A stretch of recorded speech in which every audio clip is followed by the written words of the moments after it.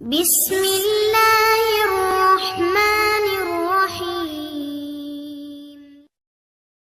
அஸ்ஸலாமு அலைக்கும் வரஹ்மத்துல்லாஹி வபரகாத்துஹு. அன்பிற்குரிய சகோதர சகோதரிகளே, நீங்களும் ஆலிம்களாகலாம் என்ற இந்த பாடத்தில் திங்கள் செவ்வாய் ஆகிய 2 நாட்கள் உலூமுல் ஹதீஸ் என்கிற பாடத்தை நம்ம பார்த்து வருகிறோம். அதில் நேற்றைய தினம் நபிகள் நாயகம் ஸல்லல்லாஹு அலைஹி வஸல்லம் அவர்களுக்காக ஒரு பொய் சாட்சி சொன்ன ஹுசைமா பின் சாபித்துங்கிற ஒரு அந்த சபையில் இல்லாமல் இருந்தும் கூட நான் தான் பார்த்தேன், நீ தான் வித்துட்டேன்னு சொல்லி கிராமவாசிக்கு எதிராக நபிக்கு சாதகமாக சாட்சி சொன்னாருங்கிறதையும் அது ரசூலுல்லாஹ் ஏற்றுக்கிட்டாங்கன்ற மாதிரி வர்ற ஹதீஸ் எப்படி தவறுங்கிறத விளக்கணும் நிறைய ஆதாரங்களோட. அதில் இன்னொரு விஷயத்தை அதன் தொடர்ச்சியாக பாருங்கள். புகாரில் 2458வது ஹதீஸு ரசூல் ஸல்லல்லாஹு அலைஹி வஸல்லமுடைய அந்த நீதி செலுத்துதல் எப்படி இருந்தது, எதன் அடிப்படையில் இருந்தது என்பதை அது விளக்குகிறது. எப்படி விளக்குகிறது? ரசூலுல்லாஹ் சொல்கிறாங்க, இன்னமான பஷரும், நானும் ஒரு மனிதன்தான். ஒ இன்னஹு யத்தீனில் ஹசுமும், என்னிடத்தில் வழக்காடுபவர் வருகிறார். பல அல்ல பாலக்கும் ஐய கூண அபுலக மிம்பாலின், உங்களில் சில பேர் சிலரை விட அபுலகுனா மிக தெளிவாக எடுத்து சொல்பவராக இருக்கக்கூடும். 2 பேர் வர்றீங்க, எனக்கு தான் உனக்கு தாண்டு சண்டை போட்டுட்டு வர்றீங்க. அதில் யாருக்கு சொந்தமாக இருக்க ஒரு வாயில்லா பூச்சியாக இருப்பார், யாருக்கு சொந்தம் இல்லையோ அவர் கொஞ்சம் நல்லா பேசுகிறவராக இருப்பார். அப்போ அல்ல பாலக்கும், உங்களில் சில பேர் ஐய கூண ஆயிருக்கக்கூடும் அபுலக மிம்பாலின், வேறு சிலரை விட நன்கு தெளிவாக பேசக்கூடியவராக இருக்கலாம். ஃபஹசிபு, நான் நினைத்து விடுவேன், அன்னஹு சதக்க, அவர் உண்மை சொல்கிறார், அந்தளவுக்கு பேசிவிடுவோம் அந்த ஆள் பொய்யா இருக்கிறவன். அன்னஹு சதக்க, உண்மை சொல்கிறார் நான் நினச்சிருவேன். நினச்சிட்டு ஃபாக்லி லஹு பிதாலிக்க, அதை கொண்டு தான் நான் தீர்ப்பளிப்பேன். அவன் பொய்யா இருந்தால் அல்லாட்ட மாட்டிக்கிடுவான். நான் எதன் அடிப்படையில் தீர்ப்பளிப்பேன்? வெளிப்படையாக பார்க்குறேன், இவர் ஒழுங்காக சொல்லலை, இவர் தான் ஒழுங்காக ஆதாரத்தை சொல்கிறார், அப்போ உனக்குள்ளது தான் போ என்று தீர்ப்பளிச்சிருவேன். பொமன் கலை துலகு பி ஹக்கி முஸ்லிமின், ஒரு முஸ்லீமுடைய ஹக்கு விஷயமாக நான் இப்படி தீர்ப்பளித்து விட்டால் இப்போ இன்னமாக ஹிதாத்து மினன்னார், நரகத்துடைய ஒரு துண்டு தான் அது, யாபம் வச்சுக்க, அப்படி என்னை ஏமாற்றி போய் தீர்ப்பு வாங்கிறாத அப்படின்னு எச்சரித்தாங்களே தவிர நான் வழங்குகிற தீர்ப்பு எப்படி தான் இருக்கேன்? வெளிப்படை தான். அப்போ வெளிப்படை என்ன? இந்த சம்பவத்தில் வெளிப்படை என்ன? வித்துட்டேன்னு ஒருத்தர் சொல்கிறாரு, வைக்கலன்னு ஒருத்தர் சொல்கிறாரு. ரசூலுல்லாஹ்னு பார்க்காதீங்க, கிராமவாசின்னு பார்க்காதீங்க. 2 நபர், ஒருத்தர் வித்துட்டேங்கிறார், நான் விலை பேசிட்டேங்கிறாரு, இல்லைங்கிறார் ஒரு ஆள். இது 2 வழக்கு, ஒரு வாதி ஒரு பிரதிவாதி. இப்போ என்ன சட்டம்? அப்போ 2 சாட்சி தான் சட்டம். 2 சாட்சி இல்லை, அப்போ என்ன சட்டம்? யார் கையில் பொசிஷன் இருக்கிறதோ அவர்கிட்ட நீ விற்கலைங்கிறீல சத்தியம் பண்ணு. அல் பையனுத்து அல் முத்தை, முத்தை இந்த வித்துட்டேன்னு சொல்கிறார், வாங்கிட்டேன்ற சொல்கிறாங்க ரசூலுல்லாஹ், அவங்க ஆதாரத்தை கொண்டு வரணும், சாட்சியை. அப்படி இல்லைன்னு சொன்னால் அவர் சத்தியம் பண்ணணும். எதிரி கிராமவாசி, இந்தாப்பா இல்லைங்கிறீங்களா, சத்தியம் பண்ணி சொல்லுத, ஆமாம் போயிட்டேரி நல்லா பார்த்துக்குறோம், ஓ அப்படி தான் ரசூலுல்லாஹ் சொல்லுவாங்க. அந்த மாதிரி தான் இந்த வழக்குலையும் வருது. நான் வழக்குடைய தன்மையை இப்போ ஆளெல்லாம் பார்க்க மாட்டேன், இவர் அப்பாவியாக இருக்கார், இவர் தான் உண்மை சொல்லியிருப்பார் அப்போல்லாம் நினைக்க முடியாது. என்ன எடுத்து வைக்கிறாங்கன்னு பார்ப்பேன். நானே ஏமாந்து போய் இவன் தான் கரெக்டாக சொல்கிறான்னு நான் தீர்ப்பளிச்சிருவேன். அப்போ ரசூலுல்லாஹ்வுடைய தீர்ப்பு என்பதை இந்த மாதிரி வெளிப்படையாகத்தான் இருக்கணும்னு வழிகாட்டி இருக்கிறாங்க. அதுக்கு மாற்றமாக இந்த ஒரு தன்மை இருக்கிறது. அதே மாதிரி ஒரு சம்பவம் ரசூலுல்லாஹ் காலத்தில் நடக்குது, ஒரு யகூதிக்கும் ஒரு முஸ்லீமுக்கும். இது புகாரில் 2416வது ஹதீஸில் இருக்கிறது. அது என்ன சம்பவம்னு கேட்டால், அஷாஸுங்கிற ஒரு சஹாபி சொல்கிறாரு, கான பைனி ஓ பைன ரஜுலும் மினல் யகூதி, எனக்கும் யகூதியிடையே சேர்ந்த ஒரு மனிதருக்கு மத்தியில் அருளும் ஒரு நிலம் இருந்தது. இப்போ ஜஹதனி, அவர் எனக்கு எடுத்துக்கொண்டு தர மறுத்துட்டார். எனக்கு அவருக்கு மத்தியில் ஒரு நிலத்தை என்னுடைய இதுன்னு யகூதி எடுத்துக்கிட்டான். இப்போ கத்தம் துகு இளன் நபி ஸல்லல்லாஹு அலைஹி வஸல்லம், ரசூலுல்லாஹ்ட்ட ஆளை இழுத்துட்டு நான் வந்துட்டேன். இப்போ கால ரசூலுல்லாஹ் ஃபகால் அலி ரசூலுல்லாஹி ஸல்லல்லாஹு அலைஹி வஸல்லம், அப்போ ரசூலுல்லாஹ் எனக்கு என்ன சொன்னாங்கன்னு கேட்டால், அலக்க பையினத்துன், உனக்கு ஆதாரம் இருக்குது. அவன் எடுத்துக்கிட்டான்ட்டில, அவன் கையில் இருக்குது இப்போ நிலம், அப்படித்தானே? நிலம் அவங்ககிட்ட இருக்குது. அப்போ உன்னுடைய இதுன்னா நீ என்ன ஆதாரம் வச்சுக்கிற? அழக்க பையினத்துன் ஆதாரம் வச்சுக்கிறியா? பையினத்துன்னு ஆதாரம் கொடுத்து நான் சொன்னேன்ல, ஆதாரம் இல்லை. அப்போ ரசூலுல்லாஹ் சொன்னாங்க, இப்போ அந்த அறிவிப்பாளர் சொல்கிறாரு, இப்போ காலலில் யஹூதிக்கு ரசூலுல்லாஹ் சொன்னாங்க இஹலிஃப், இப்போ நீ சத்தியம் பண்ணு, இது என்னுடையதான், நீ சத்தியம் பண்ணுன்னு அவனுக்கு சொல்கிறாங்க. இவர் சத்தியம் பண்ண இயலாது, அவர் தான் சத்தியம் பண்ண முடியும். ஏன்னா அவர்கிட்ட தான் பொசிஷன் இருக்குது, நிலம் அவர் கையில் தான் இருக்குது. என்னுடையதுன்னு சொந்தம் கொண்டாடுறவர் ஆதாரத்தை காட்டணும். அவர் ஆதாரம் காட்ட வேண்டியது இல்லை, அவர் கையில் தான் பொருளை இருக்குது. அதனால் அவருக்கு என்ன சட்டம் கொடுக்குறாங்க? இஹலிஃப், சத்தியம் பண்ணு. அப்போ அறிவிப்பாளர் சொல்கிறார், குல்த்து யாரை சொல்லலாம்? அல்லாஹ்வுடைய தூதரை, இதை யஹலிஃபோ எதோ மாலி சத்தியம் பண்ணி என் சொத்தை எடுத்துகிட்டு போயிடுவானே அப்படிங்கிறாரு. அதெல்லாம் கிடையாது, அந்த சட்டம் அவ்வளோதான். இப்போ அன்சர் அல்லா, அப்புறம் தான் அல்லா யார் பொய் சத்தியம் பண்ணி சாப்பிட்றாங்களோ அல்ல கண்டிக்கிறான் அந்த வசனத்தை. அதே நேரத்தில் சட்டம் என்ன? அந்த யஹூதி சத்தியம் பண்ணிட்டாருன்னு சொன்னால் அந்த சொத்து யஹூதிக்கு உரியது தான். இப்போ நம்ம என்ன பார்த்துடக்கூடாது, இவன் யஹூதி, இவர் நல்ல ஒரு தோழர், இந்த தோழர் சொல்கிறதான் உண்மை அப்படின்னு சொல்லி அது ரசூலுல்லாவை சாட்சியாக்கி நான் தான் சாட்சியாக இருந்தேன்னு சொல்லலாம்ல? அப்படியே சொன்னாங்க. சம்பவத்துக்கு சாட்சி எவ்வளோதான். அவன் யஹூதிக்கே நியாயம் வழங்கிட்டாங்க. யஹூதி கையில் பொசிஷன் இருந்ததுனால உனக்குரியதான்ட்டாங்க சத்தியம் பண்ண சொல்லிட்டு. அப்போ இதான இஸ்லாமிய சட்டம் அப்படின்ட்டு நம்ம பார்த்தோம்னு சொன்னால் இது ஒரு விஷயமாச்சா. அடுத்து இது பெரிய மீறல், இப்படி ரசூலுல்லாஹ் செய்ய மாட்டாங்கன்ற ஒரு மீறல். அடுத்து என்னன்னு கேட்டால், 2வது சூறாவில் 282 என்ன வருதுன்னு கேட்டால், வஸ்தஷ்ஹிது ஷஹீதைனி மின் ரிஜாலிக்கும், உங்களுடைய ஆண்களில் 2 சாட்சிகளை ஏற்படுத்தி கொள்ளுங்கள். கொடுக்கல் வாங்கலை பற்றி பேசுகிற ஆயத்து இது. 282 தைன் இதா ததாயன்ட்டு தைன் கடனை பற்றி வரக்கூடியது. அப்போ என்ன செய்யுங்க? வஸ்தஷ்ஹிது ஷஹீதைனி மின் ரிஜாலிக்கும், உங்கள் ஆண்களில் 2 சாட்சி வைங்க. அப்படி இல்லைன்னு சொன்னால் ஒரு ரஜுலுன் உமராத்தானே இல்லம் யக்கூனா ரஜுலைனி, 2 ஆண்கள் இல்லை என்று சொன்னால் ரஜுலுன் உமராத்தானி, ஒரு ரஜுலும் ஒரு 2 இம்ராத்தும் அப்படின்னு சொல்லி எல்லாம் சட்டம் போடுறான். இப்போ இப்படித்தான் தீர்ப்பு அளிக்கணும்னு அல்லாஹ் உத்தரவு போட்டிருக்கும் பொழுது ஒரு ஆள் தான் இருக்கிறாரு, அது பொய்யா வேறு இருக்குங்கிற 2வது விஷயம். ஒரு ஆள் தான் இருக்கிறாரு, ஒரு ஆளாக இருந்தாலும் நம்ம விஷயமா இருக்கல, அதனால் இவர் 2 ஆளுக்கு சமம்டா என்னங்கிறேன்.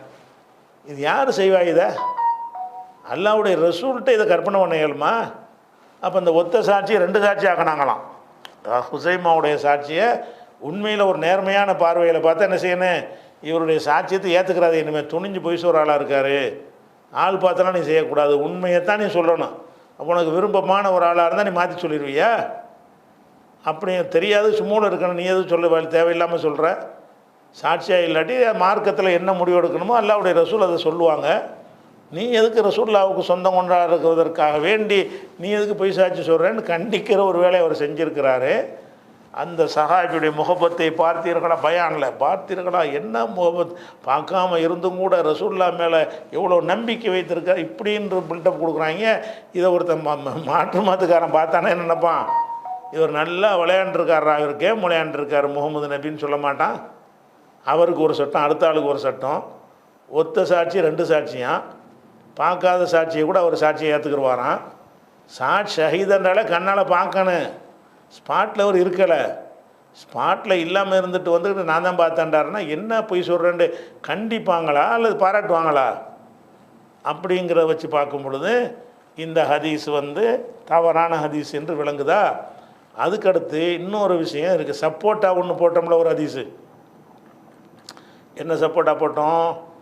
புகாரிலே ஒரு ஹதீஸ் வந்துச்சுல, அதாவது ஒரு அஹ்ஸாபுல ஒரு வசனத்தை காணலை, அந்த வசனத்தை நான் மனப்பாடம் பண்ணியிருக்கிறேன், ரசூலுல்லாஹ் ஓத நான் கேட்டிருக்கிறேன், ஆனால் அந்த வசனத்தை யாருடைய ஏட்லையுமே இல்லை. யார் சொல்கிறா? ஸைத் இப்னு சாபித் சொல்கிறாரு. அந்த ஏட்டில் நான் தேடி தேடி பார்த்தேன், இல்லை. அப்போ தான் ஒரு ஆள்கிட்ட தான் அந்த அவர் எழுதக்கூடிய ஆளாக அவராக இருந்தார், ஹுசைமாங்கிறவர். அவர் என்ன செய்கிறாரு? இந்த வசனத்தை எழுதி அவருடைய ஏட்டில் அந்த எழுத்து இருக்குது. அப்போ மனப்பாடம் பண்ணது மட்டும் பத்தாது, ஏட்லையும் இருக்கணும்னு ஸைத் இப்னு சாபித் ஒரு கொள்கையை வச்சுருந்தார். அப்போ தேடினவனு என்ன வருதுன்னு கேட்டால் இந்த வசனம் தான் மினல் முமின் ரிஜாலுன் அப்படின்னு வரும்போது அதை சொல்லும்போது என்ன சொல்கிறாருன்னு கேட்டால் அல்லதி ஜால ரசூலுல்லாஹி ஸல்லல்லாஹு அலைஹி வஸல்லம் ஷஹாதத்தஹு ஷஹாதத்த ரஜுலைனி, இவருடைய ஷஹாதத்தை தான் ரெண்டு ரஜுலுடைய ஷஹாதத்தை ரசூல் ஆக்கினார்கள். எந்த எந்த ஹுசைமாட்ட இந்த ஆயத்து இருந்துச்சு? இவர் ஒரு ஆள் கிடையாது, இவர் ரெண்டு ஆள். இவர் ஏன் இவருடைய சாட்சியத்தை ரெண்டு சாட்சி ஆக்கிட்டாங்க ரசூல்லா அப்படின்னு சொல்லி இந்த சம்பவத்தை வச்சு தான் சொல்கிறாரு. அப்போ புகாரில் அவர் வந்துருச்சேன்னு சொல்லுவாங்க. ஆனால் இது புகாரில் வந்தாலும் சரி இந்த மேட்டு தப்பு தானே. ஒரு சாட்சி இப்படி ரெண்டாக ஆகும். அப்போ ஒரு ரெண்டு சாட்சி தேவைப்படுறத அந்த ஒரு கூட்டிகிட்டு போய் கதை ஈஸியாக முடிச்சிடலாமே அப்படிங்கிறது ஒன்று. இது என்ன சம்பவம்னு பார்த்தீங்கன்னா இதை நல்லா பொய்யாக்கிறத. அது போக இந்த குரானை தொகுத்து அந்த பாடத்தில் நம்ம சொல்லியிருக்கிறோம், உலுமுல் குரான்லையும் சொல்லியிருக்கிறோம். இது முன்னாடிய சாபித்து என்ன செய்கிறாருன்னு கேட்டால் இதில் என்ன வருது? அஹ்ஸாபில் உள்ள வசனம் நல்லா கவனிங்க. ஒரு சம்பவம் தான் நடந்திருக்குது. ஒரு சம்பவம் புகாரில் ரெண்டு விதமாக வருது. எப்படி வருது? இதில் காணப்போன வசனம் எது? மினல் முமினர் ரிஜாலுன் சதக்கு மாஹதுல்லாஹ் அலைஹிங்கிற வசனத்தான் காணா. அதுதான் ஹுசைமாட்ட இருந்துச்சு. இது அஹ்ஸாபில் 23வது சூறான்னு வந்துருச்சா.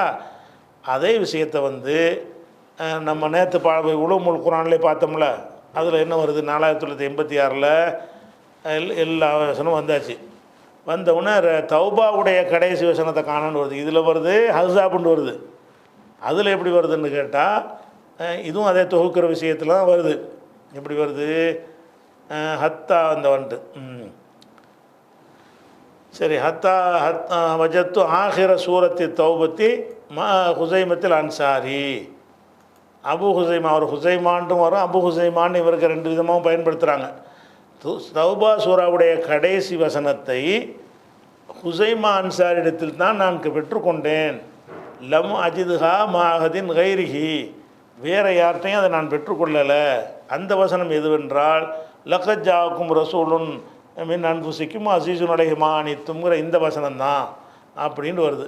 அப்போ அந்த ஸைத் இப்னு சாபித் தொகுக்கும் பொழுது தௌபாவுடைய ரெண்டு வசனம்தான் எல்லாம் மனப்பாடம் பண்ண வசனத்தை காணலை. அவர் என்கிட்ட இருக்குன்னு கொண்டு வந்து காட்டுறாரு, எழுதிக்கிட்டாங்கன்னு வருது. அப்போ வந்து அஹ்ஸாப்லையும் ரெண்டு சொல்லி வச்ச மாதிரி ஒரே சம்பவத்தில் இவர் தான் வருவாரா? அப்போ காணப்போன ஆயத்தெல்லாம் இவர் தான் கொண்டு வருவாரா? அப்போ இதில் வந்து இதை பார்க்கும் பொழுது அது வந்து பொய்யான செய்தி நல்லா விளங்குது. அஹ்ஸாபுடைய சூறாவில் பஞ்சாயத்து வரவே இல்லை. தௌபாவுடைய சூறாவில் தான் பஞ்சாயத்து வருது. தௌபாவில் உள்ள 9வது சூறாவில் தான் கடைசி ரெண்டு வசனங்களை காணலை. மனப்பாடம் பண்ணியிருக்காங்க ஹாஃபில்கள்லாம், ஏட்டில் காணலை. எழுதி வச்ச ஆட்களுடைய அந்த எலும்புகள்லையும் தோள்கள்லையும் மரப்பட்டைகள்லையும் தேடி பார்த்தா இதை ஒத்தரும் எழுதலை. அப்புறம் இவர் கொண்டு வர்றாரு, என்கிட்ட இருக்குது, நான் என்னுடைய தௌபா சூறாவை நான் எழுதி வச்சுருக்கிறேன்னு இவர் காட்டுறாரு. அப்போ இதில் ஹுசைமாவுக்கு வந்து ரெண்டு சாட்சி ஆக்குனாங்கன்ற சிறப்பெல்லாம் அவர் சொல்லலை. அந்த மைனஸ் இல்லாத ஒரு ஹதீஸாக இருக்கிறது ஒன்று. ரெண்டாவது வந்து இது வந்து தௌபாவுடைய விஷயத்தை தான் நிறைய ரிவாயத்துகளையும் வருகிறது. அப்படிங்கிறதுனால இந்த அஹ்ஸாப் விஷயம் வந்து இது எக்ஸ்ட்ரா இதை யாரை சொருவி இருக்கிறாங்க, இவரை வந்து ஒரு புகழ் சேர்க்கணும் என்பதற்காக வேண்டிய இவரை புகழ்றதுக்கு தான் அந்த மேட்டரே வருது.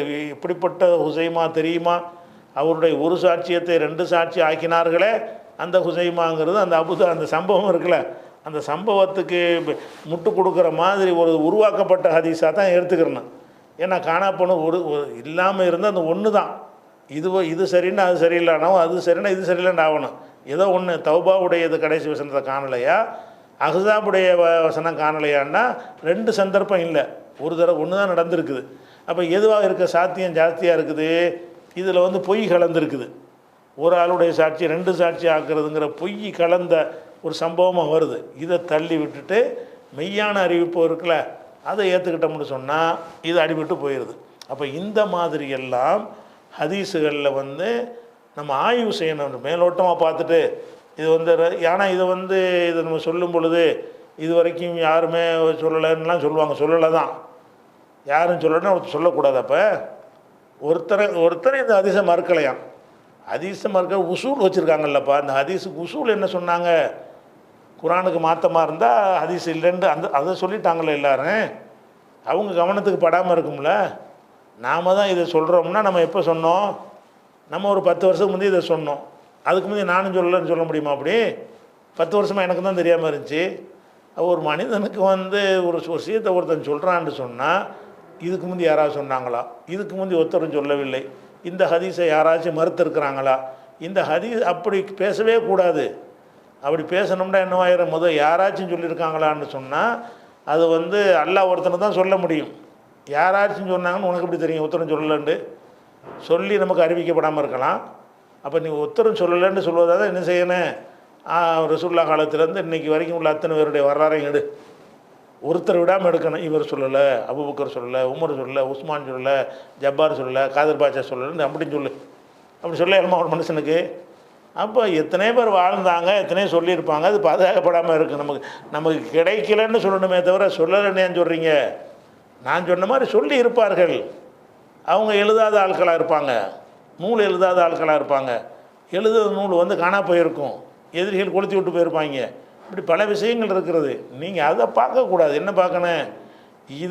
இது ரசூலுல்லாஹ்வுடைய அந்த தன்மைக்கு எது புகழ் சேர்க்கறதுக்கு எது சிறந்தது? நீங்கள் சஹாபிக்கு புகழ் சேர்க்க பார்க்குறீங்க. சஹாபாக்கள் எப்படிப்பட்ட பாடலாம் இருந்தார்கள் பார்த்தீங்களா? அந்த மாதிரி நீங்களும் துணிஞ்சு ரசூலுல்லாஹ் மேலே பொய் சொல்லுங்கள். அது ஏறக்குறைய கிறிஸ்தவ மார்க்க மாதிரி. கிறிஸ்தவ மார்க்கத்தில் என்ன சொல்கிறாங்க? தேவனுக்காக பொய் சொல்லலாம்னு கொள்கை வச்சுருக்கிறாங்க. உன்னுடைய பொய்யினாலே தேவனுக்கு மகிமை விளங்கினதுண்டானால் நீ பொய்யன் என்று தீர்க்கப்படுவானேன். உன்னுடைய பொய்யினால் தேவனுக்கு மகிமை கிடைக்கும் என்றால் பொய் சொல்லு, நீ பொய்யன் கிடையாது அப்படின்னு பவுலடிகள் சொல்லியிருக்காரு. பைபிளில் இருக்குது. இது ஆதாரமாக கொண்டு தான் குருடம் பார்க்குறான், துணிஞ்சு பொய் சொல்கிறாங்க. உங்களுக்கு தெரியும் தேவனுக்கு பொய் சொல்லலான்னு கொள்கை. உங்கள் கொள்கை என்னது? மார்க்கத்தை பரப்புறதுக்கு என்ன செய்யலாம்? பொய் சொல்லிக்கிறலாம் என்றதுனா உறுத்தல் இல்லாமல் அந்த பொய்யை சொல்லுவாங்க. யார்? கிறிஸ்தவத்தில் இந்த மந்திர நிகழ்ச்சி நடத்துகிறாங்கல்ல, குருடன் பார்க்குறாருன்னு சொல்லி, செவிடம் கேட்குறான்ட்டு அம்புட்டு ஆளுக்களை செட்டப் பண்ணி செய்கிறாங்க. அப்போ அது மாதிரிலாம் ஆக்க பார்க்குறீங்க. அதுக்கு என்ன வித்தியாசம்? அதை போய் கேள்வி கேட்குறீங்க. தேவனுக்காக போய் சொல்கிற அவன் தேவனுக்கு அவன் சொல்கிறான், நீங்கள் ரசூலுல்லாஹ்வுக்கு சொல்கிறாங்கிறீங்க. அவன் தேவனுக்காக போய் சொல்லலாங்கிறான், நீங்கள் என்ன செய்றீங்க? ரசூலுல்லாஹ்வுக்காக போய் சொல்லிக்கிறலாம். மற்ற யார் விஷயத்தெல்லாம் பொய் சொல்லக்கூடாது. எப்படி உள்ட்டா வாங்கிட்டாங்க? ரசூலுல்லாஹ்விட்ட தான் பொய் சொல்லக்கூடாது. மண் கதப அலைய முத்தாமிதன் பொல்லியத்த பவோ மக்காதோ மினன்னார். என் விஷயமாக எவன் பொய் சொன்னானோ அவன் தங்குமிட நரகம்டாங்களே. இது ரசூலுல்லாஹ் விஷயமாக சொன்ன பொய் தானே இது? அந்த சம்பவத்தில் யார் விஷயத்தில் அந்த பொய் சொன்னார்?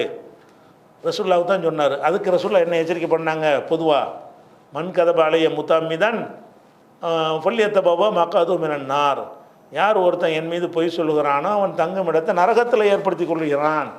அப்போ அவ்வளோ பெரிய குற்றம் அவர் செஞ்சுருக்கிறார்.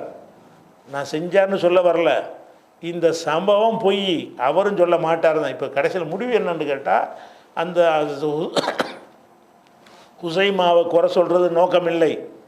நாம் என்ன சொல்கிறோம்னா, ஹுசைமாவும் இப்படி சொல்ல மாட்டார். சஹாபாக்கள் அவங்கள ரசூலுல்லாஹ் அப்படி உருவாக்கவே இல்லை. உள்ளதை பேசக்கூடியதாக உருவாக்கினார்கள். ஹுசைமாங்கிற ஒரு சஹாபியும் அப்படி சொல்ல மாட்டார், சொல்லவில்லை, ரசூலுல்லாஹ் அங்கீகரிக்கவில்லை. இந்த கதையே பொய், இந்த டோட்டல் சம்பவமே இட்டுக்கட்டப்பட்டுன்னு சொல்கிறோமே தவிர ஹுசைமாவை நான் களங்கப்படுத்துகிற விளங்கிடக்கூடாது. அதை களங்கப்படுத்துகிற மாதிரி அவர் சொன்னாருங்கிறத சொல்லி, அதனால் இந்த செய்தி பொய்ன்றது தான் நம்ம சொல்கிறோம். அதனால் அப்போ ரசூலுல்லாஹ் கண்டிக்காமல் விட்டு தப்புன்னு நம்ம சொல்ல வரல. ரசூலுல்லாஹ் அப்படி கண்டிக்காமல் இருக்க மாட்டாங்க. கண்டிக்கலன்னு வருது, சப்போர்ட் பண்ணாங்கன்னு வருது. இது ஹதீஸ் கிடையாது. அப்போ இந்த அஹ்மது அபுதாவுது ஹாக்கிமில் வரக்கூடிய இந்த பொய் சாட்சி ஹுசைமாவுடைய பொய் சாட்சி சம்பந்தப்பட்ட ஹதீஸ் அதுவே பொய்யானது.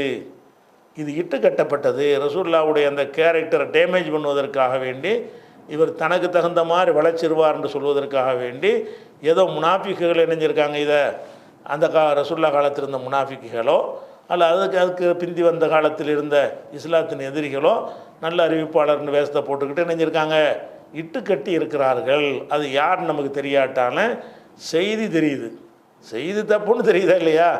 அதனால் இதை ஏற்றுக்கொள்ளக்கூடாதுன்னு நம்ம சொல்கிறோம். வச்சா இது ஒரு ஹதீஸ். உதாரணத்துக்கான ஒரு ஹதீஸை எப்படியெல்லாம் நீங்கள் ஆய்வு செய்யணும் என்பதற்காக வேண்டி தான் அந்த எடுத்துக்காட்டுகள் சொல்லப்படுகிறது. அடுத்து இன்னொரு இதே மாதிரி இன்னொரு ஹதீஸை பாருங்கள். இன்னொரு ஹதீஸ் என்னன்னு கேட்டால், இதுவும் நம்ம இது சில அறிஞர்கள் மறுத்திருக்கிறாங்க. இருந்தாலும் நம்ம சொல்கிறோம். என்னென்னு கேட்டால், இப்ராஹிம் நபியுடைய ஒரு சம்பவம். அந்த சம்பவத்துக்கு முன்னாடி நம்ம விளங்கிக்கிறோம். என்னென்னு கேட்டால், அந்த பள்ளி அடிக்கிறது இருக்குல்ல, பள்ளி எலி நாய் இதையெல்லாம் அடிக்கிறதுக்கு ரசூலுல்லாஹ் சொல்லியிருக்கிறாங்க. பள்ளி அடிக்க சொல்லி கட்டளையும் பெற்றிருக்கிறார்கள். பள்ளி வைக்காதே அடிச்சிருங்கன்னு சொல்லி.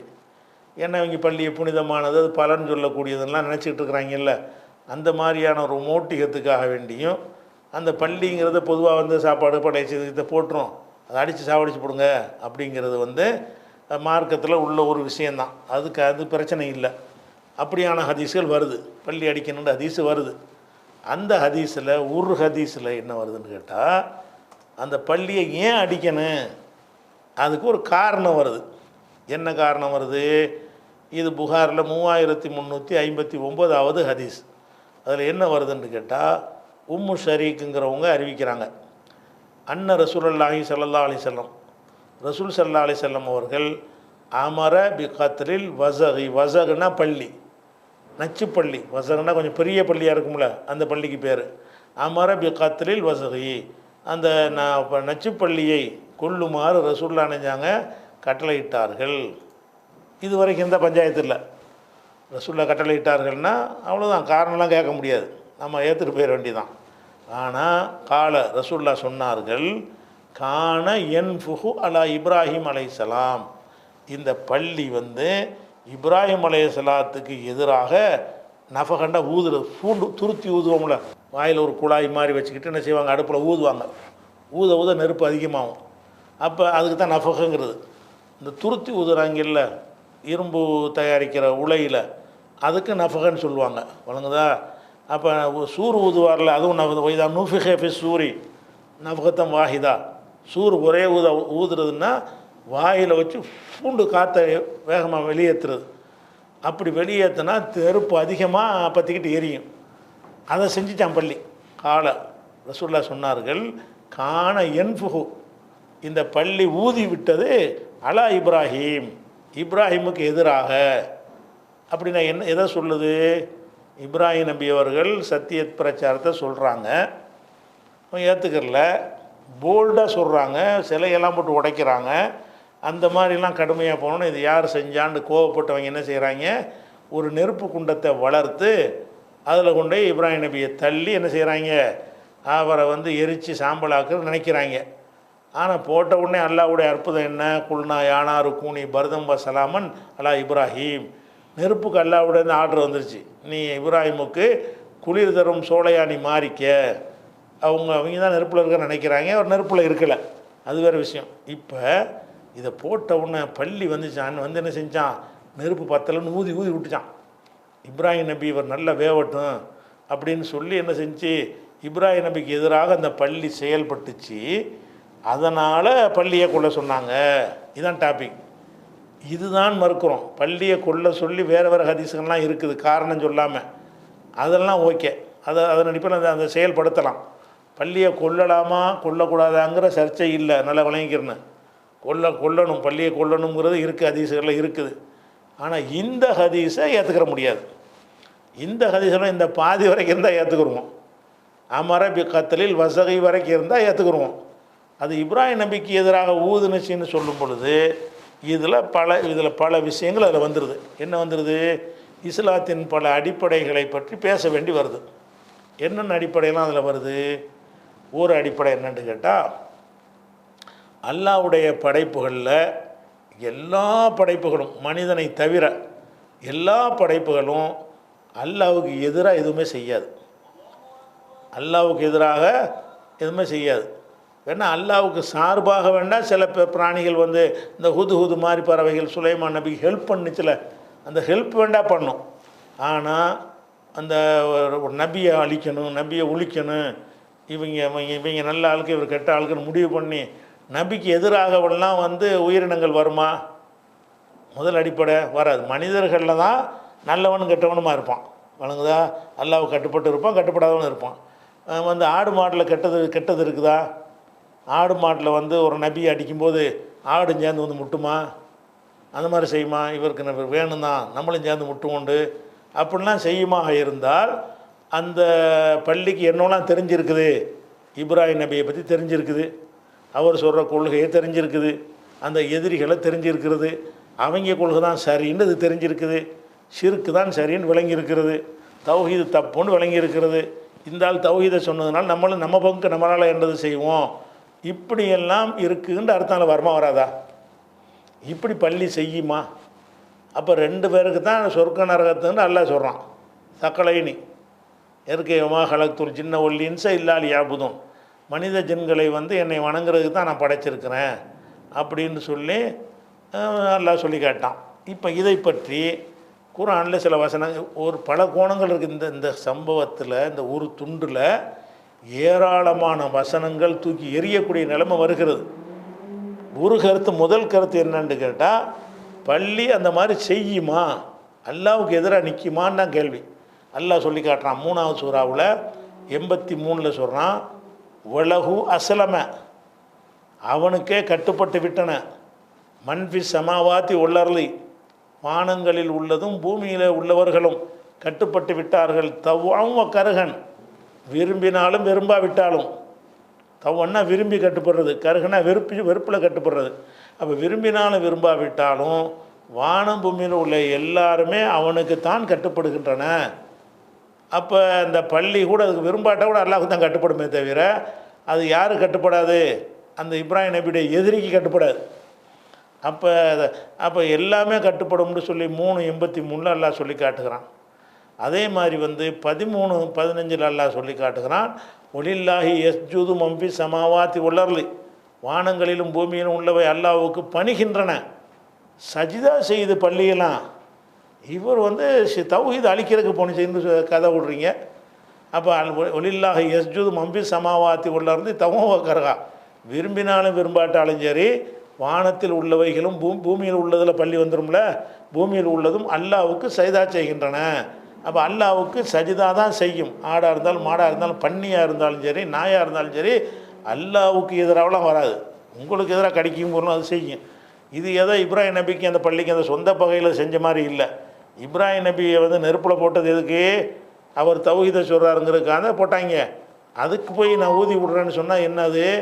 அது இப்போ ஷிர்க்கில் இருந்திருக்குன்னு அர்த்தம். பள்ளி என்ன இருக்குது? சஜிதா செய்கிறதுக்கு பதிலாக அது ஷிர்க் வச்சுருக்குன்னு அர்த்தம். ஷிர்க் வைக்குமா? அது இஸ்லாமிய அடிப்படைக்கு ஒத்து வருமா? அல்ல அப்படி தான் குர்ஆன் நமக்கு சொல்கிறானா? 13:15 அப்படி வருது. அதே மாதிரி 22:18 ஒரு பட்டியலை எல்லாம் போடுறான். அலம் தர, நீ காணவில்லையா? அன்னல்லாஹ யஸ்ஜுதுலஹு மம்பி சமாவாத்தி ஒரு மன்ஃபில் அர்லி, வானத்தில் உள்ளவையும் பூமியில் உள்ளவையும் அல்லாஹ்வுக்கு சஜிதா செய்கின்றன. ஒல் ஷம்சு, சூரியன் சஜிதா செய்கின்றது. ஒல் கமரு, சந்திரன் சஜிதா செய்கிறது. ஒன் நுஜூமு, நட்சத்திரங்கள் சஜிதா செய்கிறது. ஒல் ஜிபாலு, மலைகள் பணிகின்றன. ஒல் ஷஜரு, மரங்கள் பணிகின்றன. ஒத் தவாபு, ஊர்வன, தவாபுனா ஊர்வன, உயிரினங்கள் எல்லாம் பணிகின்றன. அதில் பள்ளி வராதா? ஓ கசீரும் மினன்னாஸ், மனுஷனுக்கு மட்டும் அல்ல கசீர்னு போட்டுவிட்டான், எல்லோரும் பணிய மாட்டேங்கிறான்ல. ஓ கசீரும் மினன்னாசி, மனிதர்கள் அதிகமான பேர் பணிகிறார்கள், பணியாதவன் இருக்கிறான். மனுஷனை சொல்லும்போது மட்டும்தான் பணிகிறவன் பணியாதவன் 2 இருக்கிறதுனால ஓ கசீரும் மினன்னாசிங்கிறான்ல. மனிதர்களில் கொஞ்சம் பேர் அதிகமான பேர் பணிகிறார்கள், பணியாதவன் இருக்கிறார்கள்னு இங்கே வருது. மற்ற எல்லாம் முற்றிலும் பணிகின்றன. ஆடு மாடு கழுத உத பண்ணி நாய் எல்லாம் அல்லாஹ்வுக்கு பணிகின்றன. தவாபும் பணிகிறது. தவாபில் தானே பள்ளி வருது, தவாபில் தானே உயிரினங்களில் தானே பள்ளி வருது. அப்போ இது 22:18 அல்லாஹ் சொல்லி காட்டுறானே. அப்போ பள்ளி எப்படி ஒரு நபிக்கு எதிராக அதெல்லாம் இப்படி விளங்கும்? அதுக்கு தௌஹீதெல்லாம் அதுக்கு என்னென்னு விளங்கும்னா, இவர் நம்புறது இப்போ நல்லவன் கெட்டவன், இவன் நல்லவன் இவன் தான் கெட்டவன், இப்படி முடிவெடுக்கக்கூடிய அதிகாரம் அதுக்கு இருக்குதா? இது ஒரு அடிப்படை. முதல் அடிப்படை என்ன? இந்த ஒரு முதல்ல அந்த பள்ளிங்கிறது அது சட்டத்திட்டங்களை கட்டுப்பட்டக்கூடியவர்களை இருக்குது பாருங்கள், மனுஷன் ஜின்னு, இதில் மட்டும்தான் அல்லாஹ்வுக்கு கட்டுப்பட்டவன் அல்லாஹ்வை எதுக்கிறவன் இருக்குது. ஜின்னில் இருக்குது, மனுஷனில் இருக்குது. பாக்கி எந்த படைப்புலையுமே அல்லாஹ்வுக்கு கட்டுப்படாததே கிடையாது. அல்லாஹ்வுக்கு எதிராகலாம் வரவே வராது. விளங்குதா? அப்போ போர்க்களத்தில் அவன் மனுஷன் ஓட்டிகிட்டு அதெல்லாம் கேட்கக்கூடாது. அபூஜைகளோட குதிரையெல்லாம் வந்துச்சு, ஓட்டம்லாம் வந்துச்சுன்னா அதுவாக வந்துச்சு, அது எஜமானுக்கு சொல்ல கேட்கணுன்றது அதுக்குரிய கட்டளை, அது செஞ்சுக்கிட்டு இருக்குது. அதுவும் அதுதான் கட்டுப்படுதல். அபுஜெயல் வந்து பதிர் போரில் ஓட்டிகிட்டு வந்தான், எதிரியாக வந்தான்னா அப்போ குதிரையெல்லாம் வந்துச்சேன்னு கேட்கக்கூடாது. ஏன்னா அந்த குதிரைக்குள்ளே கட்டளை என்ன, உனக்கு எவன் சோறு போகிறானோ அவனுக்கு கட்டுப்பட்டு நடங்கிறது தான். அதை செய்தது அவ்வளோதான். அபுஜெயலும் அதுக்கு தெரியாது, ரசூலுல்லாஹ்வும் தெரியாது. யார் ஏறி உட்காரானா அவனுக்கு சப்போர்ட் பண்ண அப்படி படைக்கப்பட்டிருக்கே தவிர மனிதனாக தப்பாக பயன்படுத்துறதுங்கிற விஷயம் வேறு. அதுவாக மெனக்கட்டு வந்திருக்கு பாருங்கள். மெனக்கட்டு பள்ளி வந்து நினைஞ்சிச்சு இந்த நெருப்பை நல்லா ஜாஸ்தி ஆக்கி விடணும் அப்படின்னு வர்றது வந்து ஒரு அடிப்படையாச்சா. இன்னும் எத்தனை அடிப்படை தகர்க்கப்படுதுன்னு பார்க்க இந்த ஒரு ஹதீஸில் இம்புட்டு இருக்கிறது. இந்த ஹதீஸில் இன்னும் என்னென்னலாம் முரண்பாடு வருது, எத்தனை அடிப்படை தகர்த்து நாசமாக்கப்படுதுன்னு பாருங்கள். இதையும் சரி பண்ணுறக்கூடிய ஆட்கள் இருக்கிறாங்க. பள்ளிக்கு பகுத்தறிவு இருக்கிற மாதிரிலாம் என்ன செய்கிறாங்க, கதைகளை விட்டுக்கிட்டு நியாயப்படுத்துகிறவங்க இருக்காங்க. என்ன விளங்கலை, இஸ்லாத்துடைய அடிப்படை அது தகர்க்குது, குரானுடைய போதனைக்கு அதை பற்றி வரவே இல்லை. குரானை மறுக்கிறவர்களாக தான் இருக்கிறாங்க. ஹதீஸுக்கு சப்ப கட்டுறவங்கிறவங்கெல்லாம் முதல் இடத்துல குரானை கொண்டு வச்சுப்படணும். இதுக்கு மாற்றமாக இருக்கா இல்லையா, எதிராக போகுமா, பள்ளி போகுமா, பள்ளியாக இருக்கட்டும் எந்த ஒரு உயிரினமாக இருக்கட்டும், அல்லாஹ்வுக்கும் ரசூலுக்கும் எதிராக செயல்படுமா, உலகத்தில் செயல்படாது. அதனால அதுக்கு சொர்க்க நரகம்லாம் கிடையாது. அந்த உலகத்தோட கதை முடிஞ்சு போச்சு. இதாச்சா. இன்னும் இதில் என்னென்னலாம் மிஸ்டேக் இருக்குது என்பதை வந்து இன்ஷா அல்லாஹ் அடுத்த வாரத்து பாடத்தில் பார்ப்போம். அஸ்ஸலாமு அலைக்கும்.